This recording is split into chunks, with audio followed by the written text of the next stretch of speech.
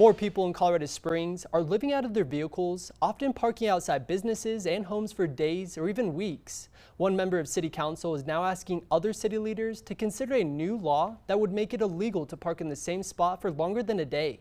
Fox 21's Carolyn Felling tells us why this is an issue and how it could be enforced. Austin, I have also noticed campers around the city. The Colorado Springs Police Department's homeless outreach team has contacted 95 vehicle campers so far this year based on concerns from the community. The HOT team says they get an average of 5 calls each day about the issue. The real goal is not to punish anyone. It's not to make life harder for anyone. You might be noticing more parked vehicles in Colorado Springs that seem like someone is living out of it for extended periods of time. Usually it's not that hour, even though we give them an hour.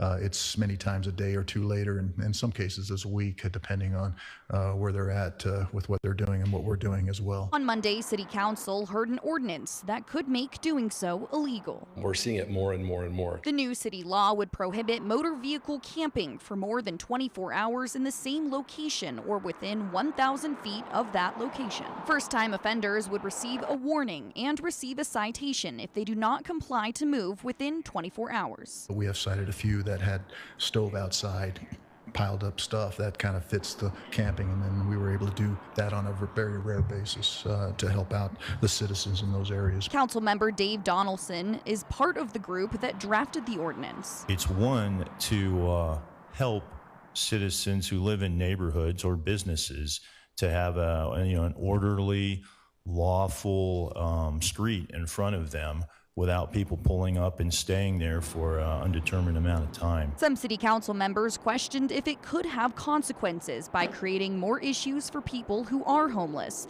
and do not show up for court or have the means to pay tickets. And the next question, could you maybe give us some context on what does rejection look like? The outreach services rejected to this point is 467, which I think equates to around 60% are rejecting. Council was reminded that the current state law allows municipal offenders to be held in jail if they do not appear in court. It's also a technique to allow CSPD or the prosecutors to have some leverage to encourage that person to seek treatment, to use the services. Maybe the person will get tired of moving every day, Councilman Rainey, and decide this isn't the lifestyle for them, or maybe they'll just go somewhere else.